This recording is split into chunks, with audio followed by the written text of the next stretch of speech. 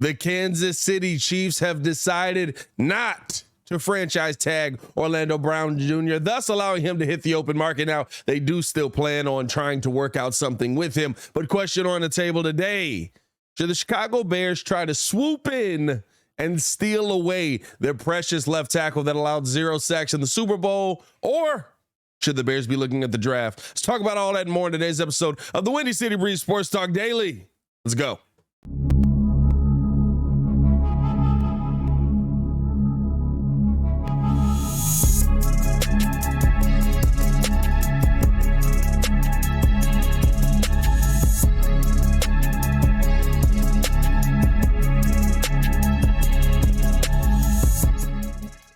Now, if you are new to the channel, please like the video. Please subscribe to the page. We do talk Chicago sports daily on the channel. It's the only channel talking Chicago sports, how Chicago talk. So make sure that you get in tune with us, man. Appreciate you guys for rocking with your boy.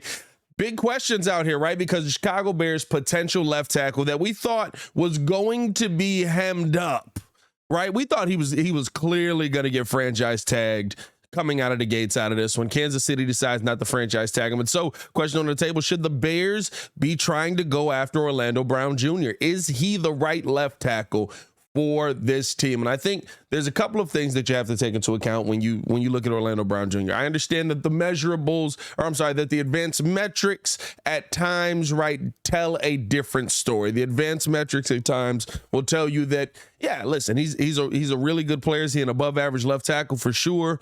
Not as impactful as some people might hope when it comes to like run blocking and different things like that, but pretty good in the pass pro. And I think that's the one part to me that I care about most is, how are you in pass pro? How are you at keeping your quarterback upright? How are you at allowing time? How are you at avoiding pressures, right? Like, those are the things to me that I think, and how are you at avoiding penalties? Those are the things to me that I think I care most about when I'm looking at my left tackle. Your job is to keep your quarterback upright. Can you do that on a consistent basis? And I think that Orlando Brown Jr. has the ability to do that at a high level. Now, you also have to take into account the fact that you're going to have to overpay for him, right? Like, me and Kid kind of talked about this, and Ringo, we were all joking about this when we were on the podcast. But when you're sitting there trying to convince somebody to come to your team that just came from a Super Bowl team and you had 3 wins, you got to pay a lot more, right? So there's going to be a premium to bring Orlando Brown into the building. There's going to be a premium to get him in here. But I mean, a premium for a premium guy based on what is available right now, I'm okay with, right? Because the Bears have it to spend. Now, does that mean we won't regret the contract down the line? I don't know if we get there, right? But I think the thing about Orlando Brown is he kind of allows himself to disappear. One of those offensive linemen that you won't think about it until he makes a mistake, and he doesn't make a ton of. Now, does have a couple of false start penalties last season, allows 2 sacks last season, has never allowed more than 2 sacks in any season. I think that, right, like, to me, he's the kind of player that you see, right, that gets off the rocky starts, or he just, right, like, it doesn't start the way that you expect it to because of the high level that he usually finishes at. And I know that can be dangerous. I know that's a scary game to play, but to me, right, he's your best left tackle on the market. He's your best tackle on the market. If we're being 100% honest, he's your best left tackle on the market. You're going to have to pay a premium to go out there and get a starting left tackle anyway. You're hoping that he wants to agree here. Hopefully there's some relationship built up with with Poles. Poles was a big part of rebuilding that offensive line in Kansas City, and he was a big part of bringing in Orlando Brown. And so to me, I'm hoping that the relationship is built there just to get the conversation. And once you get the conversation, you just slide that man a blank check and say, we need you to keep our quarterback alive for the next 10 years. Can you do that? And a 26-year-old player coming into this season, he's going to be, like I said, the most coveted left tackle in football. And if you wonder what the impact of a really, really good left tackle can do for you, I believe the same year that the Houston Texans went out and got Laramie Tunsil to protect Deshaun Watson. They went to the AFC Championship game the same year last year that the Miami Dolphins went out and signed Teron Armstead, right? All of a sudden, this Miami team, now granted, right, they also go out and get Tua. It's not remiss on me, but all of a sudden, Tua Tagovailoa finally looks like a quarterback.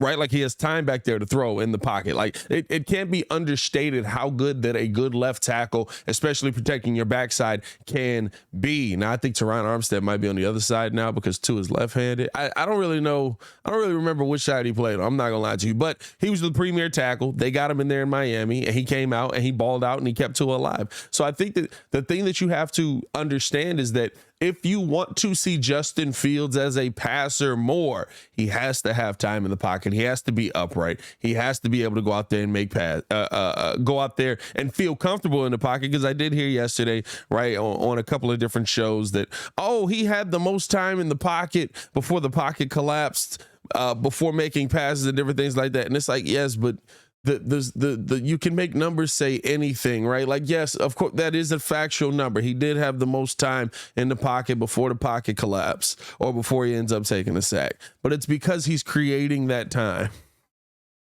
He's creating that time by getting out of the way, making plays with his legs, different things like that. So to me, right, like not to take anything away from him, but I think that this Bears offensive line is just a couple of pieces away. It's a lot of health away, but it's just a couple of pieces away, at least for your starting unit, right?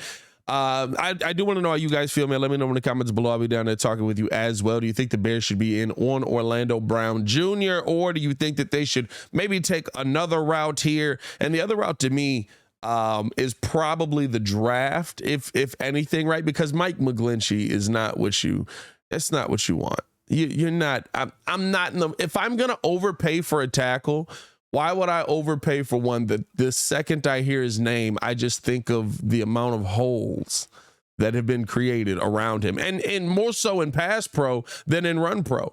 I'm okay on Mike McGlinchey. It would be very Bears for me to say that, and then we end up getting him, and now I have to sit here and try to praise his game at times. He is good in run pro. I will say that he's a very good tackle in run pro, but the pass pro gets ugly sometimes. But I do want to know how you guys feel, man. Let me know in the comments below. Now, the other thing that I wanted to bring to you is bringing in Orlando Brown Jr. the best option, or should the Chicago Bears look to the draft? And I think there's been one name that's really been tied to the Bears, right? And that's been Peter Skoronski. And he's probably your top tackle coming out here. He's probably, excuse me, he's probably the best suited player, if you're going to draft one, to go out there and get. Played at Northwestern, 6'4". I believe he's 305 pounds. I might have to double check that measurement there. But he is 313 pounds, 10-inch hands on him. And here's definitely your best tackle coming out, for sure. But here is my concern. When I see a left tackle, right, to me, I'm looking for a guy that has the wingspan. I'm looking for a guy that is out there and when things get tough on you. Now, when talent is taken away, and not to say that his talent will be taken away, but the thing that I think that you look at with Peter Skoronski and feel the best about is his ability with his feet. Right? Like how quickly he's able to get out on that left side, how quickly he's able to get in front of guys. But what happens if that ability is taken away? And all I'm saying is, right, like say he rolls an ankle, but he wants to play through it. What then can you rely on? And usually that's just God-given gifts. To me, with Peter Skoronski, arms a little small, 32-inch arms. Great if you get in front of him, if he's able to stay in front of you, able to put power on you. The NFL is a lot faster league if you're looking at your left tackle position right there. Now, listen, maybe you can bring him in and he could be a guard for you. I'm not saying that the Bears should avoid drafting him all overall. And I'm looking up this, I'm trying to see. what the wings. I'm trying to double check the wingspan, I should say. But yeah, like I think when you see a guy like a Peter Skoronski, do you feel like he could play in the NFL? 100% I do. I do, right? But I think the thing that I'm looking for is, okay, what's your wingspan? How are you going to be able to get out against these guys when they're going up against you, when they're trying to bull rush and you're in tight? Are you going to be able to get the hands up quick enough? Okay, now if they're trying to get around you, if I got Myles Garrett coming off of the edge, are you going to be able to stay in front of him? Are you going to be able to, you know what I mean? Different things like that. And when that ability is taken away, are you going to have the arm length to just keep him at least at bay with your left hand? You know what I mean? So I look at that and I'm a little bit leery on Skoronski. I'm not saying the Bears shouldn't take him, because I mean, you can always move guys around here. But the other thing for me with Skoronski coming in is, I've said that if you believe Justin Fields is your superstar commodity, if you believe that Justin Fields is your quarterback of the future, your franchise guy, don't put a rookie in front of him. Stop putting rookies in front of him. Right, because all in this situation, no matter who comes in, we're saying Braxton Jones is probably not playing left tackle, right? You're moving Braxton Jones into probably your left guard position. Maybe moving him to right tackle, depending on how Tevin Jenkins plays. But you're probably moving him into your guard position, because the more than likely you're not going to see a Cody Whitehair in this mug no more. And that's okay. I'm fine with that. I actually like how that line could be put together if you got Orlando Brown on the side. But I think, right, when you start to add rookies into the equation again, you start to ask yourself, okay, is this guy going to be so, oh my God, good day one, play one, comes out, makes plays, stop putting guys on their butt, stopping guys on the other end? Is he going to be that so much that you have to take him? And I don't know if Peter Skoronski is going to be that on the first play. And I don't want to see him out there in a situation where he's now taking over the left tackle spot, a spot where Braxton Jones has been really, really good. I don't know about really, really good. I might have went a little far on that. He's been really good. The double really, right? Like the double really is where it went too far. He's been really good. He's been one of the top tackles among rookies. And he's just been solid at the position early on in his career. Do you want to take that away from him, move him over, and bring in another rookie who's trying to figure it out in the NFL? I think Skoronski is a really good pick.